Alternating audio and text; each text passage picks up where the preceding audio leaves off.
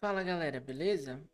Vamos começar aqui mais um vídeo e hoje eu quero trazer para vocês um assunto que ainda não é o nosso a nossa home, tá? Ainda, mas eu quero falar sobre testes. Qual que é a ideia aqui, né? De a gente falar sobre testes? Ou por que a gente precisa falar sobre testes antes de avançar? Porque geralmente um código ele precisa ser testado para evitar problemas no futuro, né? Problemas a nível de desenvolvimento, a nível de intercorrências que podem acontecer por motivo de falta de teste. Então imagine o seguinte, que a proposta de fazer testes ela é justamente para que você evite introduzir bugs em decorrência do desenvolvimento, né? Qual que é a ideia?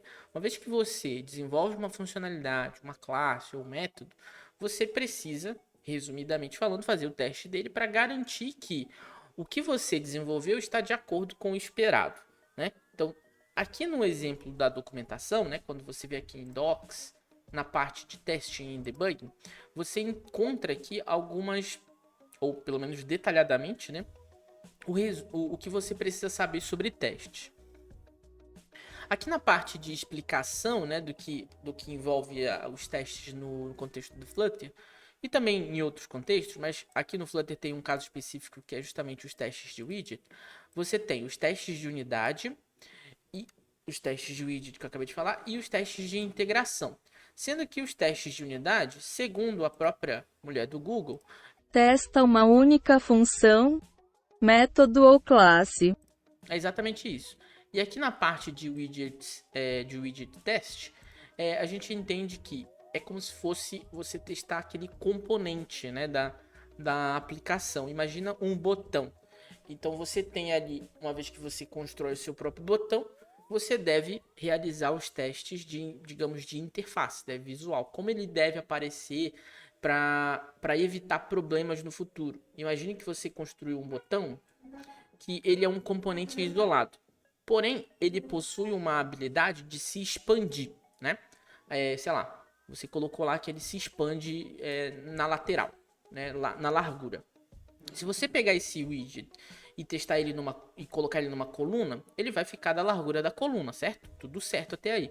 Porém, se você colocar esse mesmo botão numa row, né? Ou no widget row, ele vai se expandir na horizontal e a row ela possui teoricamente o tamanho infinito, né? Então ele ia quebrar a aplicação, ele ia mostrar um erro lá de visual, de overflow, porque ou ia dar um erro de constraints, né? De limite de restrição, porque você não definiu um tamanho para esse widget ou porque ele se expande infinitamente. Então, dependendo do contexto, esse widget poderia quebrar, percebe? Então é para isso que existe a ideia de você testar primeiro esse componente ou fazer a forma, digamos, devida de construção dele para evitar esse tipo de problema. E os testes de integração, eles são nada mais do que um teste geral, né? O que a gente chama de teste visual, né? Que ele pega exatamente, constrói o seu ID, constrói a sua aplicação num dispositivo real ou num dispositivo emulado, né, no emulador, e ele vai de fato realizar as ações como se fosse um usuário real. Então é para isso que serve esse teste de integração aqui. Seguindo um pouco mais, ele diz aqui na documentação, ou diz aqui na documentação, que dependendo do teste que você fizer, você vai ter um grau de confiança, um custo de manutenção, a dependência, ou quantidade de dependências, ela vai variar, e o teste e a execução desse teste ele também pode variar. De acordo aqui com essa tabela, o teste de unidade ele tem baixa confiança, tem um custo baixo também, possui poucas dependências e ele é executado rapidamente. No caso do widget, ele possui um grau maior de confiança, também um custo um pouco maior de manutenção, possui mais dependências do que o de unidade, em relação ao de unidade, e ele é relativamente rápido também. Já o de integração, ele possui o maior grau de confiança, o maior custo de manutenção e também ele possui bastante dependência para você fazer mock ou para você fazer processos de execução automatizada, né? Por esse motivo, a execução dele é lenta. Outra forma que vocês podem ver essa mesma tabela é em formato de pirâmide. Então, se você pesquisar aqui, ó, teste pirâmide, no Google, pirâmide de testes, vocês vão ver imagens semelhantes a essa aqui, ó, em que você tem testes de unidade na base, testes de integração aqui no meio e teste end-to-end, beleza? Então aqui tem uma forma mais detalhada, ou então aqui ele fala sobre tempo, sobre custos, em relação até mesmo à parte financeira, tanto custo de processamento quanto parte financeira, né? São testes mais elaborados e tal, dependem de mais, como a gente falou lá antes, né? Dependem de mais recursos de fato, beleza? Então aqui tem também outras abordagens dessas pirâmides de teste, tá? Outra forma que vocês podem estudar sobre testes, eu sugiro a leitura desse livro, né? Engenharia de Software Moderna. O capítulo que trata aqui, ó, capítulo 8, é um capítulo bem detalhado e mostra aqui mais ou menos como funciona toda essa abordagem, coloca aqui introduções, contextos e vai especificando aqui o que significa cada um desses testes, né? Mostra aqui, obviamente, no contexto do Java, mas se você fizer uma correlação com Flutter ou com Dart, você consegue entender esses conceitos da mesma maneira, beleza? Então fica aí a dica para vocês darem uma lida além do que tem na documentação do Dart. E agora, para a gente compreender um pouco mais a nível de código, né, como isso funciona, a gente vai usar esse exemplo aqui, ó, do teste de unidade, que é literalmente uma receita, né, um cookbook aqui da documentação, em que ele mostra para a gente aqui como isso funciona. Nesse exemplo aqui, ele mostra aqui o teste de um contador. Então, se a gente fizer aqui, eventualmente, a gente pode até fazer, em vez de ser um Flutter create, a gente pode fazer um Dart create. Eu vou colocar um counter e vou criar um programa em Dart aqui, ó, porque o programa em Dart em si, ele também já faz esse tratamento aqui de teste. Só muda mesmo algumas relações, algumas informações específicas sobre a estrutura de pastas e tal. Então, esse é mais ou menos o que a gente vê quando a gente vai realizar esses procedimentos aqui de testes, né? Eu vou colocar aqui o counter, code ponto. E eu não sei se eu já tinha falado sobre como funciona um aplicativo feito em Dart, mas ele é bem mais simples, ó, em comparação com o do Flutter, ó, tá vendo? O Flutter ele tem um monte de pasta aqui que é dos targets, né? Do Android, iOS e tal, não sei o que. Aqui no Dart não, ele tem só uma pasta bin, que é onde você tem o seu código main, né? A função main. A pasta lib é onde você tem as suas funções, os seus métodos, as suas classes, enfim. E aqui ele tem uma pasta teste, semelhante também ao que a gente tem aqui no Flutter, né? Tem a lib e tem a pasta teste. Nesse caso aqui, a nossa lib vai ter, além desse método calculate, que ele até mostra aqui, ó, o exemplo do teste de unidade, ele faz um cálculo aqui nessa função e aqui ele faz o teste para essa função, certo? Então, se a gente fizer aqui, a gente vai substituir, né? A gente não vai tratar essa função, a gente vai criar uma classe aqui chamada counter e vamos seguir mais ou menos o que está ali no cookbook. Eu vou até tirar isso aqui para ele não ficar reclamando. E essa classe counter, ela vai ter uma propriedade chamada, ou uma propriedade pública, né? Chamada value, int value recebe 0. E dois métodos, o void increment e a função decrement, né?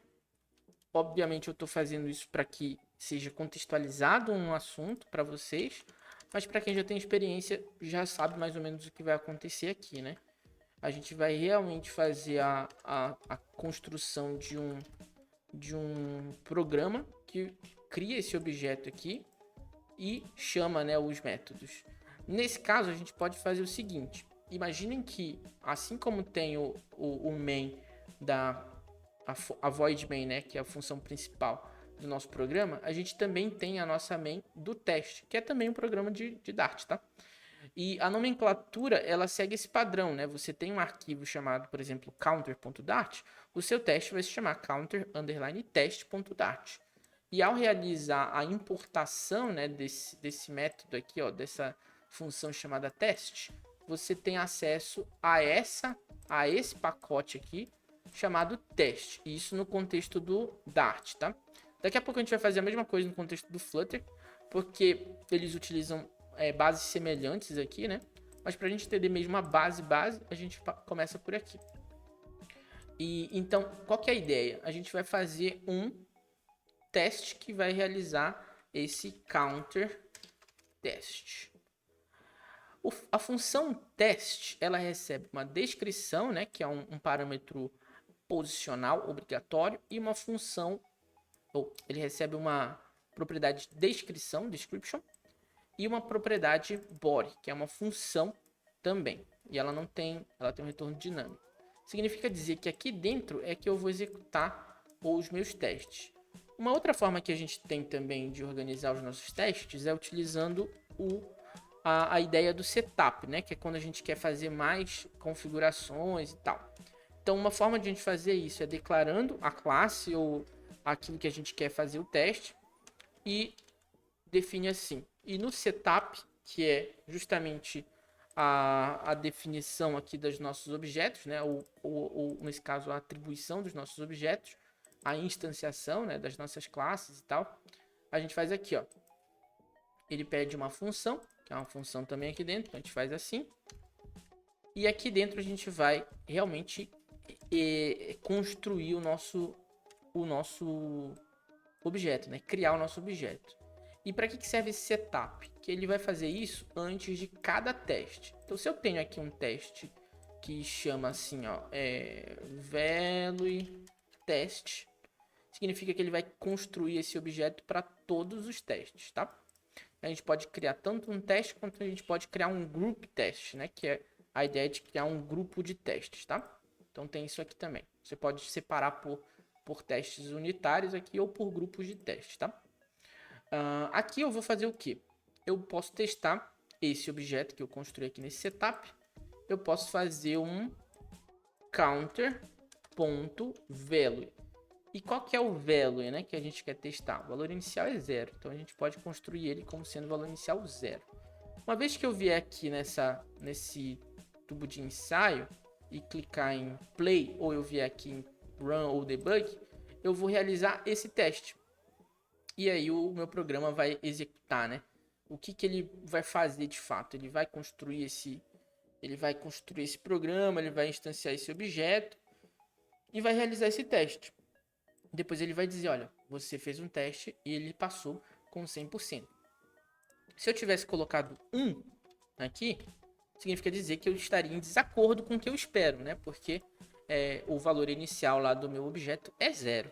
Então ele dá um erro aqui, olha, eu esperava 1 e você me passou 0, né? Então tá errado. Eu esperava 0 e você me passou 1. Então tá em desacordo aqui com o que o teste estava esperando, por esse motivo ele falha. Então a gente configura aqui 0 para ele voltar ao normal. Por que isso é feito, né? Você deve estar perguntando, tá, beleza, mas isso não é óbvio, né? Beleza, mas e se eventualmente a gente tivesse que alterar a propriedade do value para 1, né? E aí a gente fosse rodar os nossos testes automatizados lá na nossa plataforma de testes e tal, e ele ia fazer essa verificação e ele ia dar problema, né? Porque a gente não configurou corretamente aqui o nosso teste. Inclusive ele já deu aqui o erro.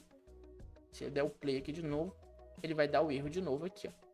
Então é nesse sentido que serve o teste. Caso a gente altere ou inclua novas funcionalidades que alterem testes que foram criados anteriormente, ou código, né, que foi criado ou programado anteriormente, ele vai avisar. É para isso que existe teste. É só por esse motivo, para testar as coisas. Olha que óbvio, né?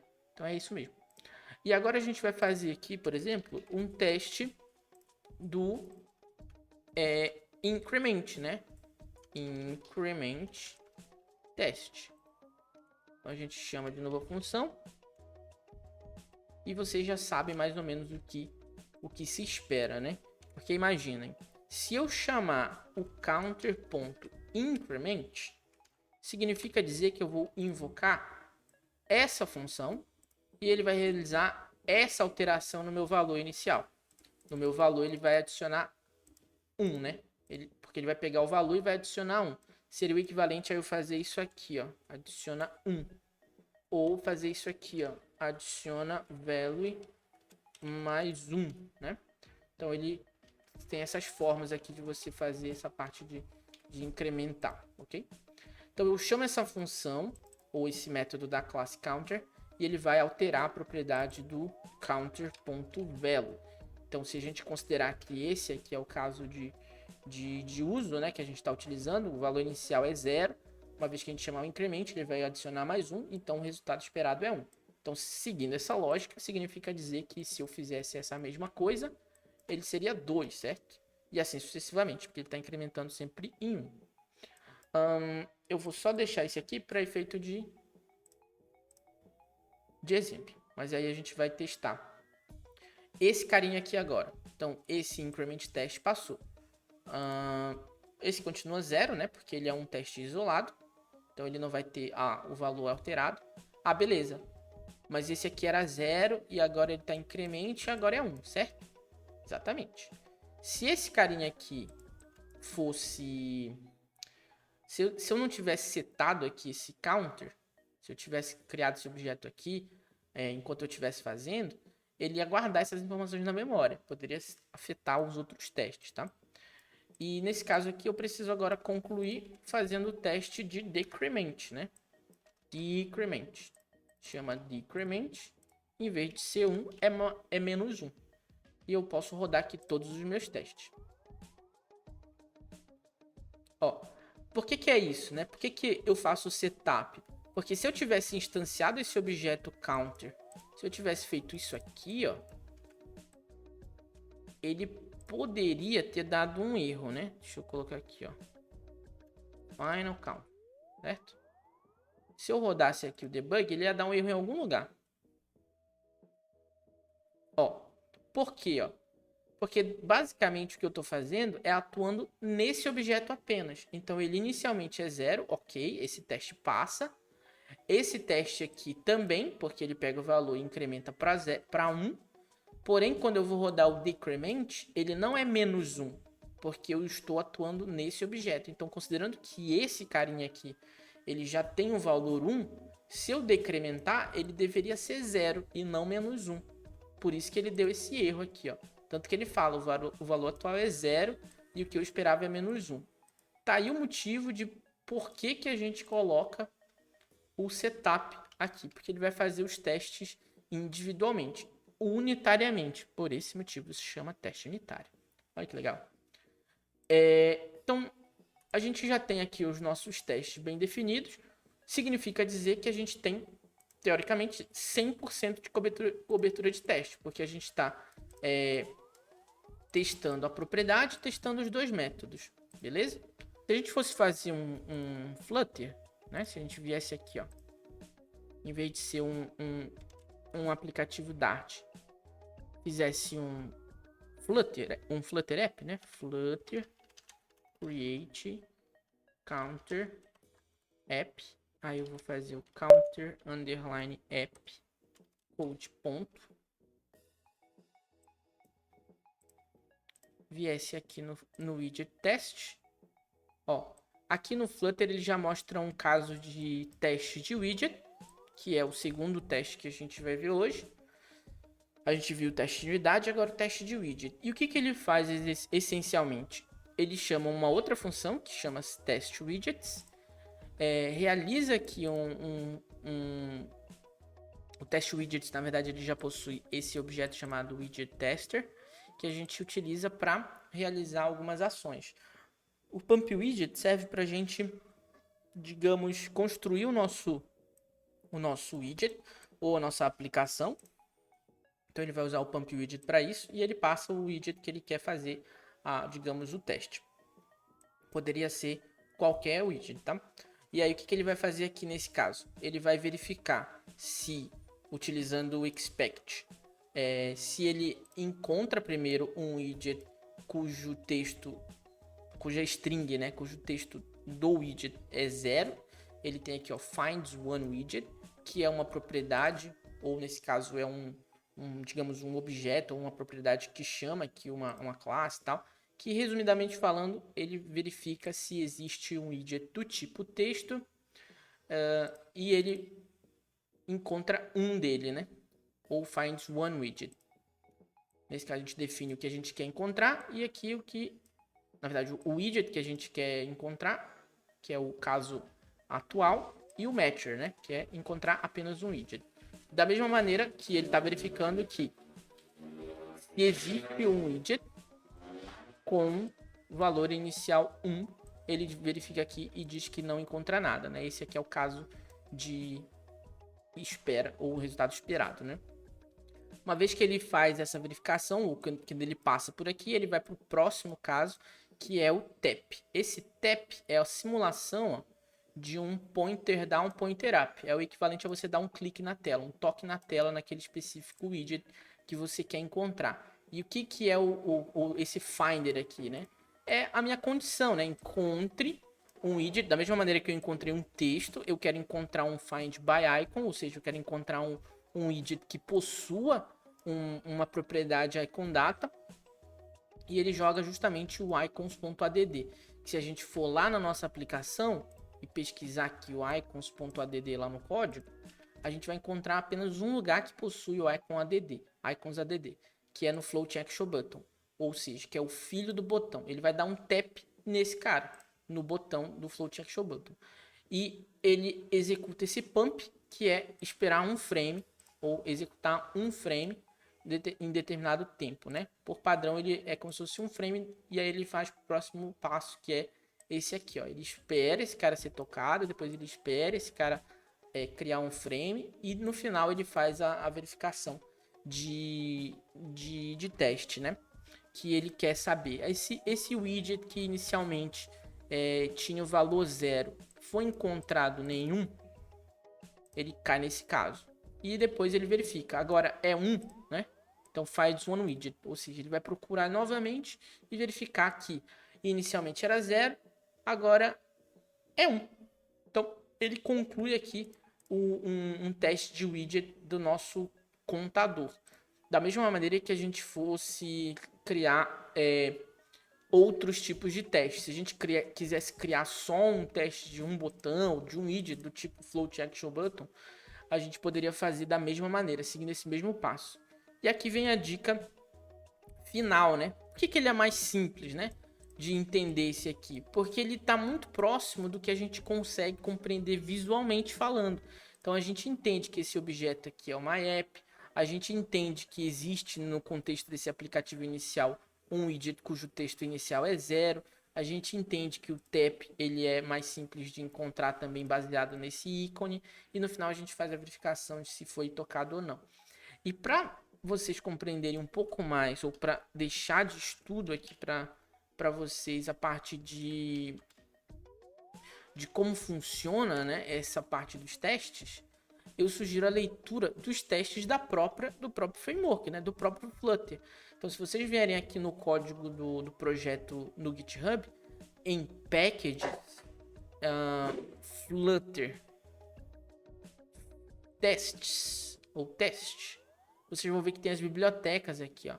A biblioteca material, ela possui um monte de testes, ó, da maioria dos widgets.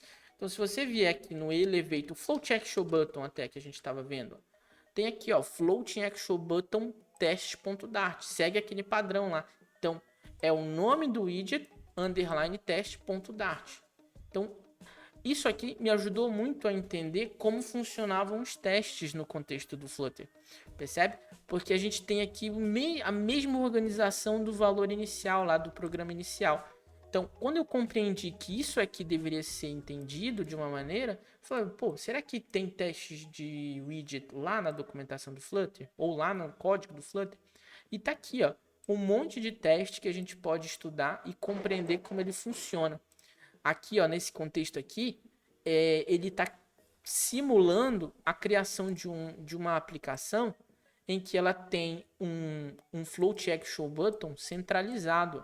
Ele cria aqui um directionality, dentro desse directionality ele tem um center, e dentro desse center ele tem o widget que ele quer testar. Poderia ser o seu próprio custom floating button, ou custom elevated button, enfim. Então ele tem várias formas aqui de você entender esse funcionamento. E é bem pequeno, ó, tem aqui coisa de 1470 linhas. é um código bem compreensível, assim, porque ele conta uma história, né? Ele conta a historinha de como o Floating Action Button existiu, ou como ele funciona atualmente, né? Então tem um monte de coisa. E pela descrição aqui, ó, basta você vir aqui e pedir ajuda para a mulher do Google, que ela vai dizer exatamente o que ela vai fazer. Dica de ferramenta do botão de ação flutuante. Pressão longa na borda do botão. Pronto. Com isso a gente basicamente compreende como as coisas funcionam de uma forma mais aprofundada e serve de base para estudos aí por vários e vários dias para você compreender esse funcionamento de teste. Como esse vídeo ele foi focado nessa noção inicial, a gente vai continuar no próximo vídeo para falar de fato da nossa aplicação, né? E como a gente vai aplicar esses conceitos de testes nela, porque a gente precisa fazer os testes e cobrir os testes da nossa aplicação, beleza? A gente se vê no próximo vídeo. Até!